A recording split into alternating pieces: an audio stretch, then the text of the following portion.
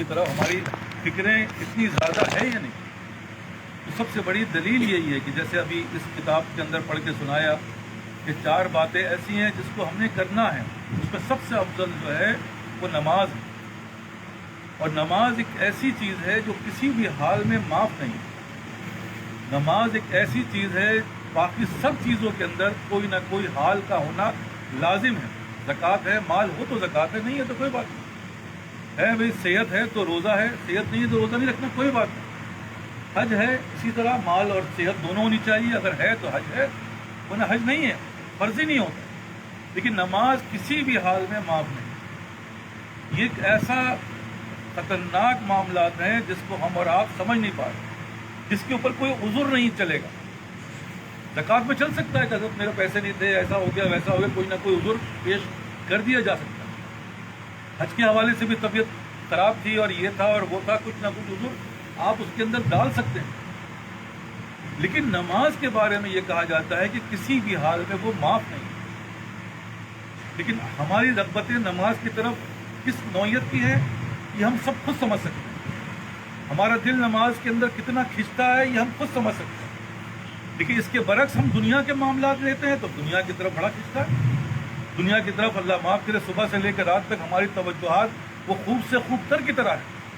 اگر 1000 روپے مل گئے تو 2000 کی تلاش میں، 2000 مل گئے تو 10,000 کی تلاش میں۔ ہر آدمی کسی نہ کسی چیز کے بعد دوسرے کی اس سے اچھے کی تلاش میں۔ لیکن کیا یہ عمل نماز کے اندر ہے؟ ہم کہتے ہیں یار عمل نماز کے اندر تو نہیں دیکھا جاتا۔ پھر نماز پڑھ رہے ہیں تو پڑھ رہے ہیں، جو گھر میں پڑھنے والا گھر میں پڑھ رہا ہے، بس یہی پڑھ لیتے ہیں بہت ہے۔ مسجد میں پڑھنے والا وہ آگے پیچھے ہو کے مسجد پہنچ جاتا ہے، بس یہی کر لیتے ہیں بہت ہے۔ دیکھیے اس کے دل کے اندر کیا وہ طلب و تڑپ ہے؟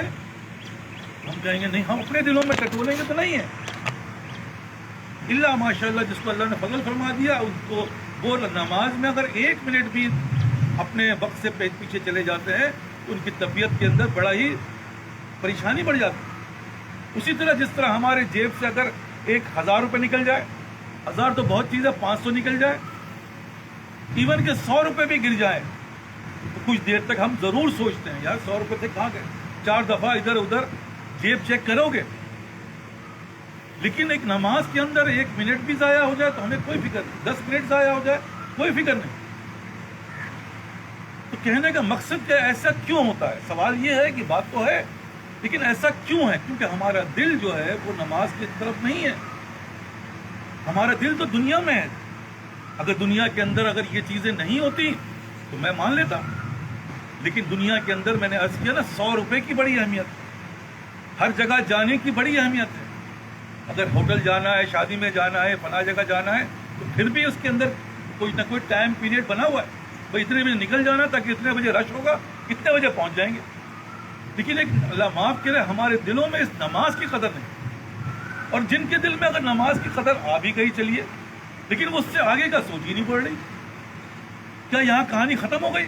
ہرگز نہیں۔ یہ ایک ایسی فطرت ہے انسان کی، اللہ نے ایسی فطرت میں انسان کو پیدا کیا ہے جس کے بارے میں وہ خود کہتے ہیں کہ اگر میں ایک سونے کا پہاڑ بھی دے دوں نا تو وہ جیسی دوسرا پہاڑ کی طلب کرنے لگ جاتا۔ یہ فطرت ہے اس کی۔ یہ نہیں کہا جا رہا کہ بھائی اس کے لیے جو بھی آدمی کے اندر، اسی لیے اللہ والے بزرگان دین اس دنیا کی مال سے دور رہتے ہیں، کیونکہ دنیا کا مال آیا اور اس کے بعد اس کی تڑپ بننا شروع ہو جاتی ہے۔ یا پھر دل ہمارا ایسا بن جائے کہ دنیا کی چیزوں میں ہماری رغبت پیدا نہ ہو، پھر تو صحیح ہے، نہ تیرے آنے کی خوشی نہ تیرے جانے کا غم۔ یہ ہے اصل دنیا کی رغبت کا دلیل۔